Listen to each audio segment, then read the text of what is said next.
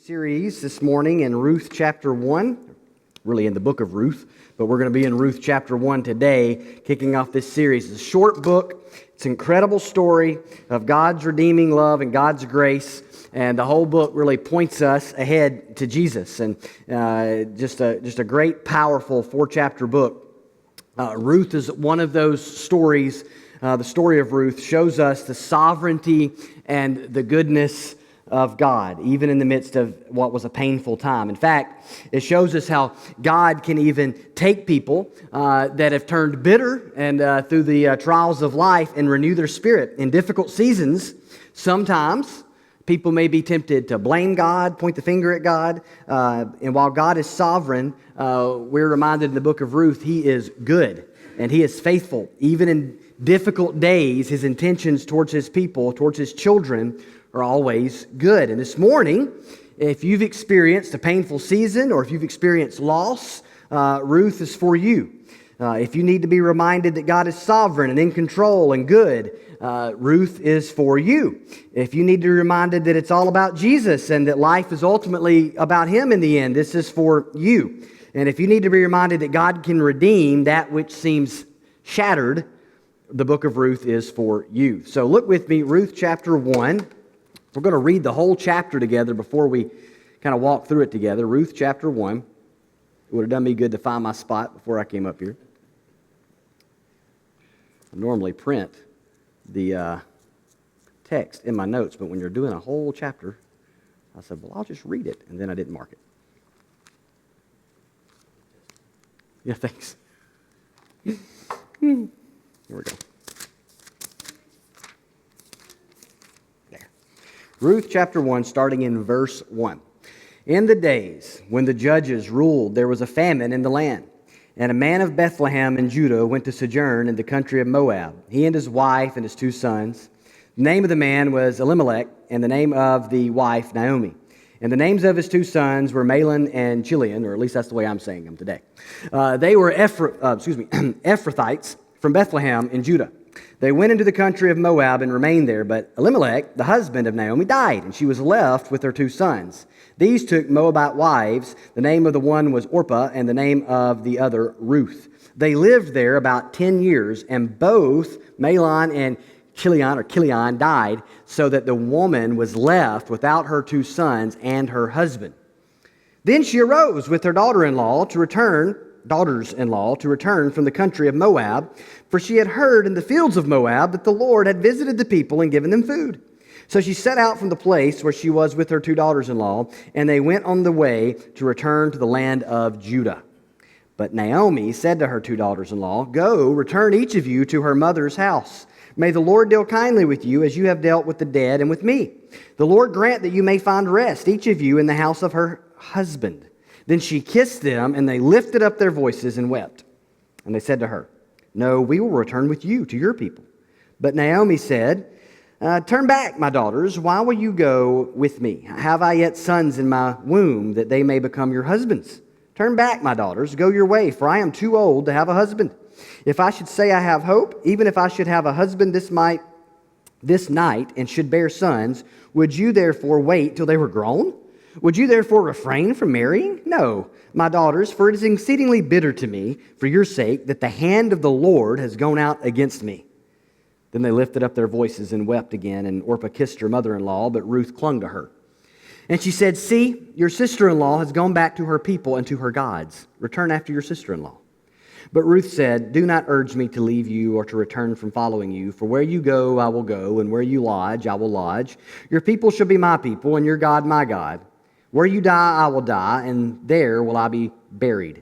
May the Lord do so to me and more also, if anything but death parts me from you." And when Naomi saw that she was determined to go with her, she said no more. So the 2 of them went on until they came to Bethlehem. And when they came to Bethlehem, the whole town was stirred because of them. And the women said, "Is this Naomi?" She said to them, "Do not call me Naomi, call me Mara. For the Almighty has dealt very bitterly with me. I went away full, and the Lord has brought me back empty. Why call me Naomi, when the Lord has testified against me, and the Almighty has brought calamity upon me?" So Naomi returned and Ruth the Moabite, her daughter-in-law, with her, who returned from the country of Moab. And they came to Bethlehem at the beginning of barley harvest. So this morning, the bottom line as you read Ruth chapter 1 this morning that I want us to kind of walk through is that there is hope, even in our painful times, as we see here in Naomi's life, for God is our provider, and friendship is an incredible blessing that He also gives us. And so that's kind of a theme you see working here together in the first chapter of Ruth. And so let's just kind of walk through this together. The first thing we notice in this chapter is a common problem, the problem of pain. You can't miss it. The whole book is set in a very painful context. The story happens during the time of the judges, it says. The judges were like governors, rulers that God would raise up to deliver when they were in trouble. You may remember Samson and his long hair and his strength. Well, he was a judge, right? And if you read the book of Judges, a reappearing theme during the book of Judges, excuse me, the book of Judges, the recurring theme in the book, if you have ever read the book of Judges, and you should, but be forewarned, it's an interesting book with lots of interesting stories, to say the least. And the theme of the book of Judges is everyone did what was right in his own eyes. And so you see a lot of crazy stories of wickedness and perversion and injustice, and all this stuff's happening. And the common recurring theme throughout the book of Judges, everyone did what was right in his own eyes.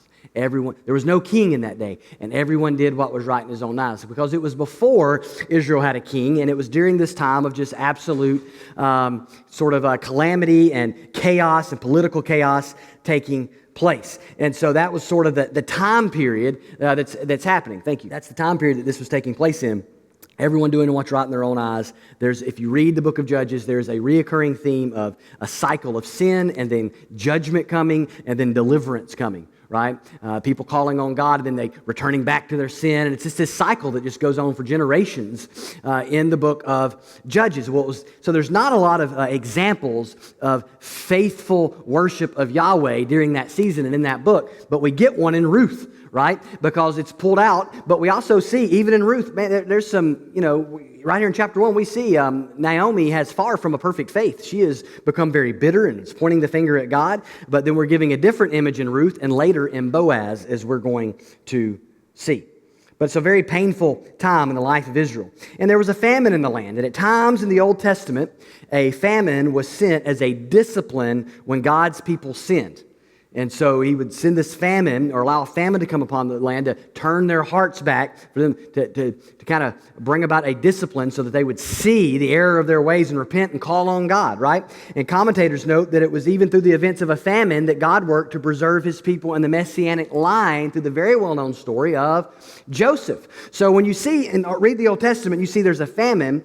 Things you might think of is, okay, what has happened? What has God's people done? What's going on? Because that was a type of judgment that you would see happen. But also, you might want to say, what is God about to do? Because He does some incredible things at times in the midst of these famines. And so the text doesn't say, but it's possible that a famine exists because God's people had wandered once again from His will. That was a common thing during the time of the judges. So that would be a pretty astute connection for us to make this morning. So there would be a need for repentance, right? And so then we're introduced to this man of Bethlehem. Now, Bethlehem is a famous city to us, right? City of David. It's the city of the birth of Jesus. But not then. David had not been born yet. This is several generations before David. It's just this small town, and the name Bethlehem means house of bread. And so we're kind of, see this situation here. There's no bread in the house of bread. There's a famine in the land. So this man takes his wife and his sons, and he leaves Bethlehem. But he doesn't just he doesn't make his way towards some other Israelite city. He leaves Bethlehem to go to Moab. Now you say, what's the big deal with leaving Bethlehem to go to Moab? Well, Moab is not a neutral place in the Old Testament. Moab was like an enemy of Israel. It's been noted that they were, if you study this, you can go through the Old Testament and commentaries will point this out to you. There are about 4 different reasons that you'll see for this Moab being like an enemy of Israel. First, they were birthed from Lot's incestuous union with his daughter, right? And so that just their whole coming about as a people happened through a very strange situation. On the way to Canaan, the Moabites didn't want to let the Israelites through their land so that they could pass through. And so their animosity there. And then in Numbers 25, Israelite men began to pursue Moabite women, and then the Moabite women led them into idolatry, right? And so because they were an idolatrous people. And then the Moabites weren't allowed, because of all this and the things that they had done to Israel, their men were not allowed into the assembly of the Lord for 10 generations. Right? And so that's kind of the situation. So that's the situation with Moab. And so if you're on hard times in those days, what you were not expected to do was to just move to Moab. If you were a faithful Israelite, you probably weren't just going to move to Moab. Some may say, in fact, if Israel had wandered from the Lord, what you should be doing is repenting, calling out to God, and urging others to repent. But Elimelech left town and went to Moab. Now, Elimelech's name means, my God is king. But Israel in those days was the time of judges. There was no king, and they were other than God, and they weren't acting like God was king, and they continually to do what was right in their eyes instead of what was right in God's eyes. And then we see Elimelech, this person who maybe in his own life was not living like God as king as he left town. And then Naomi. Her name means pleasant, and she doesn't seem very pleasant when you read Ruth chapter 1. She seems pretty grumpy at the time. She's not in a pleasant season of life. She's been through it. She's been through some difficult stuff. And their children's names can mean, if you were translating it, it's a few things, but what people point out is it mainly means sick and frail. Can you imagine? Well, we're going to name him sick.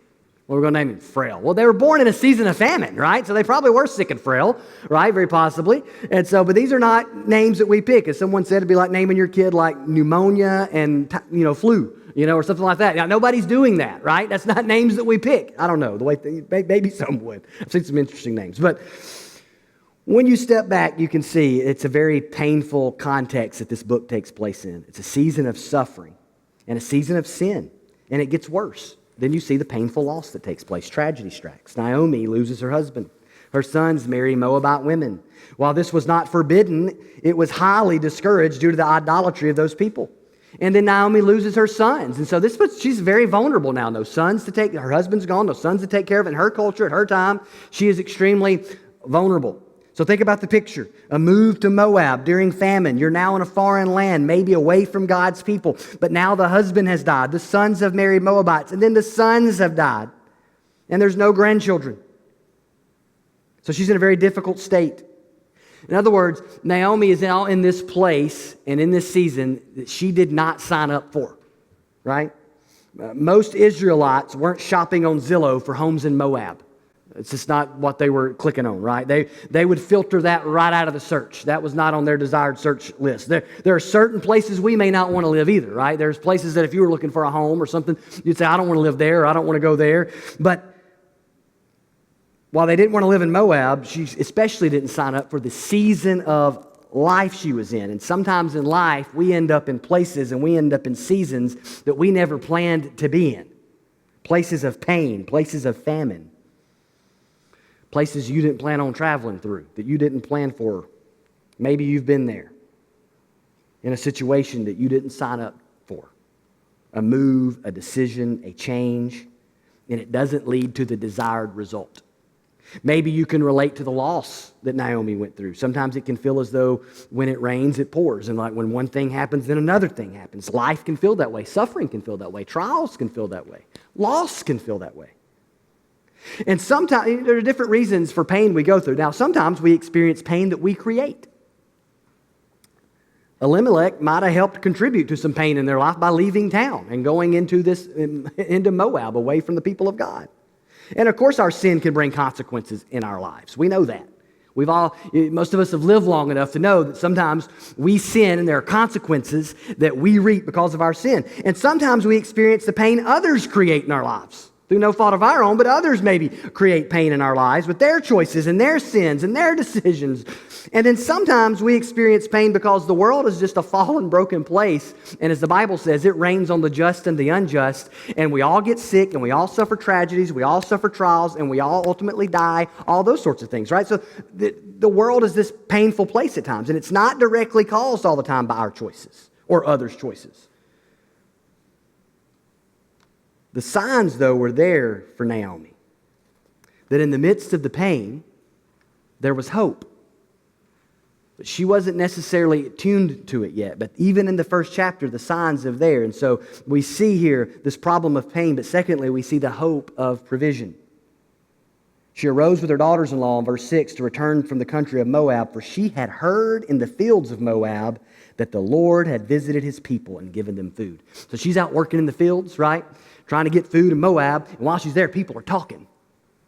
Hey, we hear back in Israel that the famine's going away. It's starting to rain. Crops are starting to grow. Things that haven't happened in a decade are starting to happen there. The famine is coming to an end. The Lord, and she understands, the Lord has visited his people, right? And God takes care of his people. He keeps his promises. Israel had a story to teach them this, right? We know the name Jehovah Jireh or Yahweh Jireh, the title that that Abraham named the place where God asked him to sacrifice Isaac. And then when he took him up there to sacrifice Isaac, God provided a ram in the thicket and said, don't you dare touch that boy. And God provided the way, and he named that place, and he named that altar, the Lord will provide. And they had that story, right? They didn't have Psalm 23 yet. This is before the time of David. But they had Genesis 22.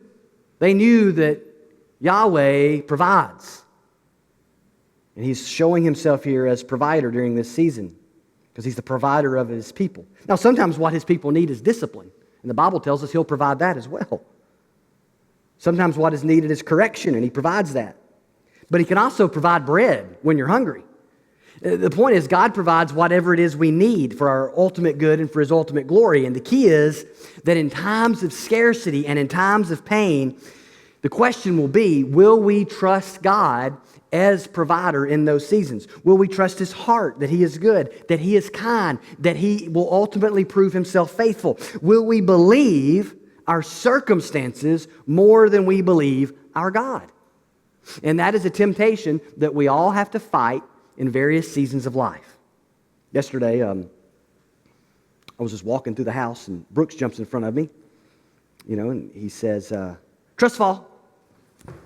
Whoa, wait a second. We're like on the tile, and I was like, oh, okay, and he just, and you never know what a kid's going to do when they do that. As they get older, they get a little bit more like, but he was just like, and I catch him or whatever, and I was like, man, he really trusted me there. He doesn't do that to his older brother, he might, get pranked on that one. But I hope he always trusts me like that. But as we get older in life, experiences begin to kind of shape us. Painful things can shape us, and it can be harder for us to trust. And not just people. It can be harder for us to trust God if we're not careful. We get a little jaded. We get tempted to distrust God, and every sin is ultimately at its core a question of will we trust God or not in that moment, at that time. And we must remember, even when life is hard, even when times are painful, that God is good and that he will provide ultimately. Will we trust him in that season? We can be tempted to think God has forgotten us. We can be tempted to think that God is against us. But God never forgets his people. We will not always understand what's happening, but we can always trust that he's being faithful and will ultimately in the end work for his glory and ultimately in the end work for our good. Now Naomi, while returning to the land God has provided for, is encouraging her daughters-in-law to stay where they're at. You see that in the text. Go, return to your mother's house. May the Lord deal kindly with you as you have dealt with me. And so she wishes the Lord's kindness, his hesed love in the Hebrew, I believe, his hesed love upon them, that God would be faithful to them. So she believes God can be kind.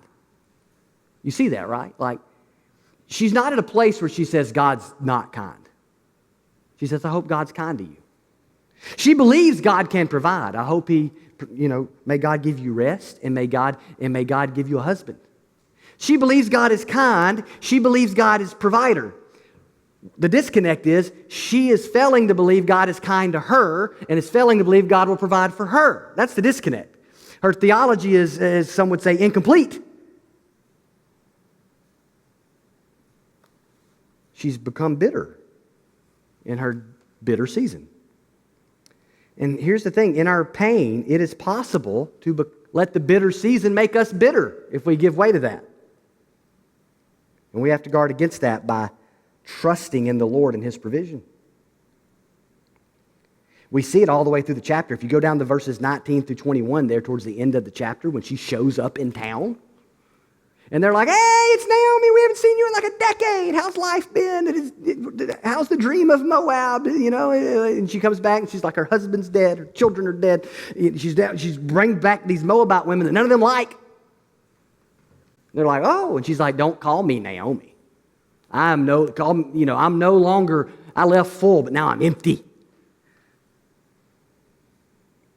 The Almighty has testified against me and brought calamity upon me. See, she believes still that God is powerful.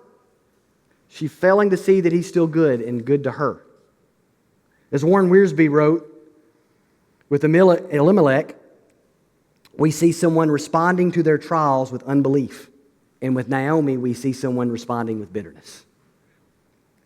And it's a warning to us to not let bitter times make us a bitter person. Life is hard. Pain is real. Suffering is real. God is real. God is sovereign. God is in control. Human suffering doesn't negate His sovereignty, but it also doesn't negate His goodness. We can fight bitterness by reminding ourselves of God's provision, even in hard times, that God provides His presence to us, and He provides His word to strengthen and sustain us. He provides for our needs. He's provided with the hope of heaven. And sometimes we need to remember all the good things that God has done for us in the past when the present seems dark, so that we can remember that He will continue to provide for us in the future that we can't see. We need to remember His kind and good provision as we wade into an unknown future. And one clear way that God was showing Himself to Naomi as provider was through Ruth. And that's number 3, the blessing of friendship. In verse 13, would you therefore wait till they were grown? She asked her daughters-in-law. Would you expect me to go have children and then them grow up and then you can marry them? You need a husband. I can't give you a husband, right? And she's telling them you need to go back to your home, your mom's house. See if you can find a husband among your people. And Orpah finally gives in and says, kisses her goodbye and leaves. But it says Ruth clung to her. She's committed. And ultimately, while Orpah turns back, Ruth shows herself to be this faithful friend. And you see Ruth's incredible commitment in verse 16 and 17. For where you go, I will go, she tells her. Where you lodge, I will lodge. Your people shall be my people, and your God, my God. Where you die, I will die, and there I will be buried. May the Lord do so to me and more also, if anything but death parts me from you. And when she says Lord, she's here in this text, when she's talking about all this, she's talking about Yahweh, this Moabite woman from this idolatrous place. So she proves herself this incredible friend. And it doesn't matter where you go, I'm going to go. Oh, your people? Well, they'll be my people. I'm going to have community with your people. I'm going to worship your God. I'm going to live wherever you live. So you've either got this great friend or a stalker, one of the two. And so fortunately for her, it turned out to be a good friend, right? And so she obviously doesn't want to be alone.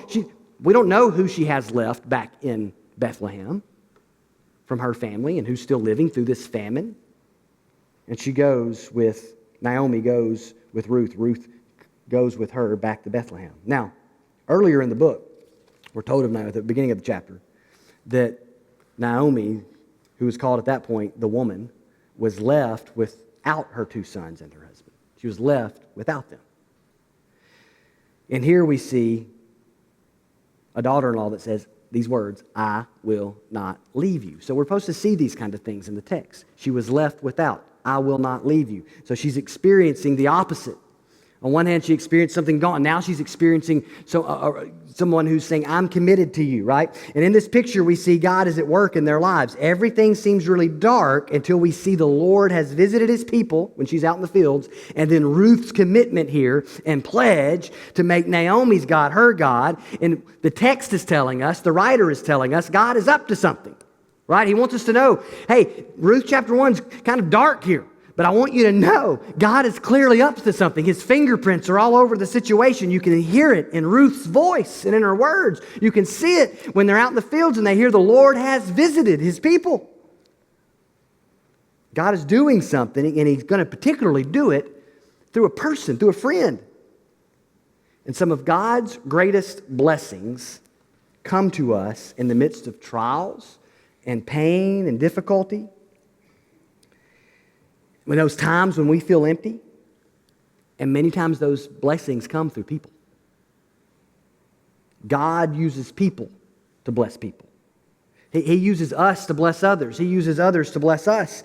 Let me ask you, have you ever had a time where you don't know how you would have gotten through something in a healthy way without, and then you fill in the blank, and it's a person.